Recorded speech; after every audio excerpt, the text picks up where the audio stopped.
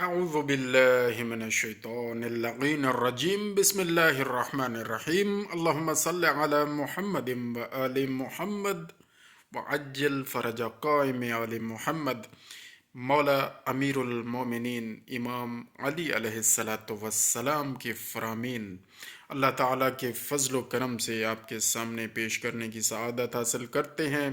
اللہ تعالیٰ ہمارے لیے توشہ آخرت قرار دے۔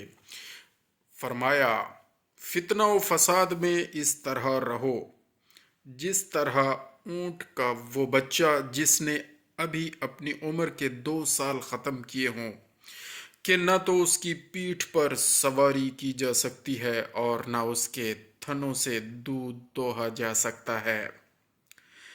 پھر فرمایا یہ مختلف فرامین ہیں جو اکٹھے کیے گئے ہیں نہج البلاغہ میں، وہی ہم آپ کے سامنے پیش کرنے کی سعادت حاصل کر رہے ہیں۔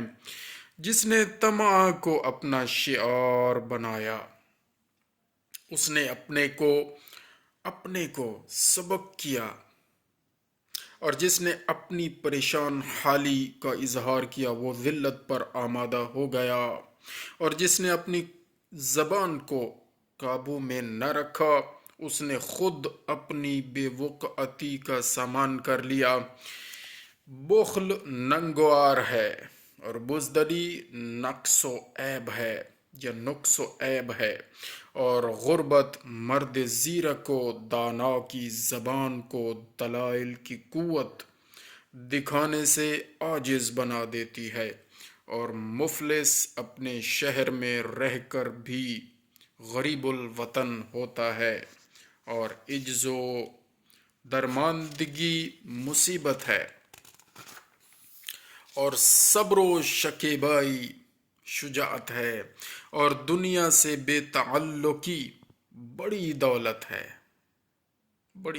ہے، اور پرہیزگاری ایک بڑی سپر ہے یعنی ڈھال ہے۔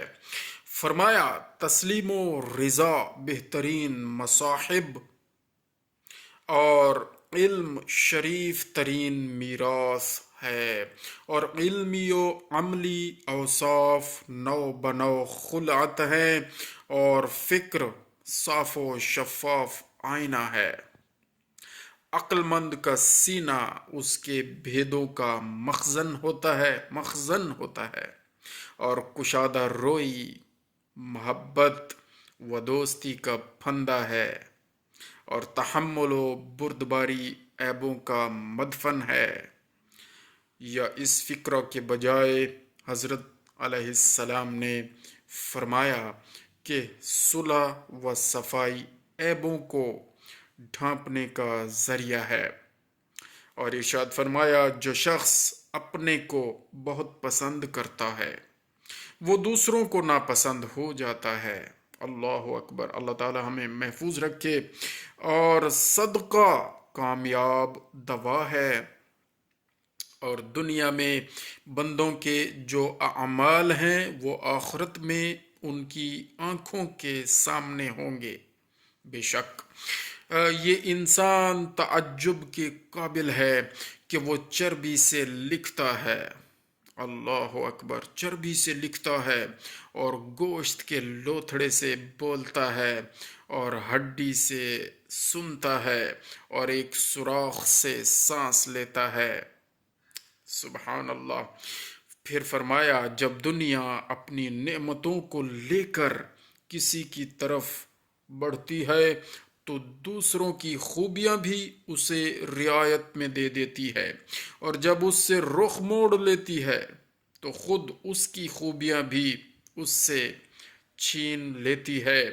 اور ارشاد فرمایا لوگوں سے اس طریقہ سے ملو کہ اگر مر جاؤ تو تم پر روئیں، اور زندہ رہو تو تمہارے مشتاق رہیں یا تمہارے مشتاق ہوں۔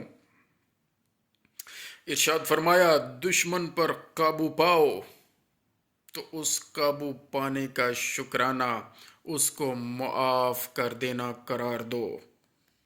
آپ نے فرمایا لوگوں میں بہت درماندہ وہ ہے جو اپنی عمر میں کچھ بھائی اپنے لیے نہ حاصل کر سکے، اور اس سے بھی زیادہ درماندہ وہ ہے جو پا کر اسے کھو دے۔ بھائی مخلص دوست، اللہ اکبر! آپ نے ارشاد فرمایا، جب تمہیں تھوڑی بہت نعمتیں حاصل ہوں تو ناشکری سے انہیں اپنے تک پہنچنے سے پہلے بھگا نہ دو۔ جسے قریبی چھوڑ دیں اسے بیگانہ مل جائیں گے۔ اور آپ نے فرمایا، ہر فتنہ میں پڑ جانے والا قابل عتاب نہیں ہوتا۔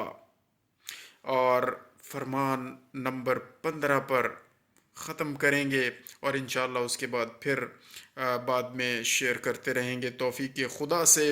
سب معاملے تقدیر کے آگے سرنگوں ہیں، یہاں تک کہ کبھی تدبیر کے نتیجہ میں موت ہو جاتی ہے۔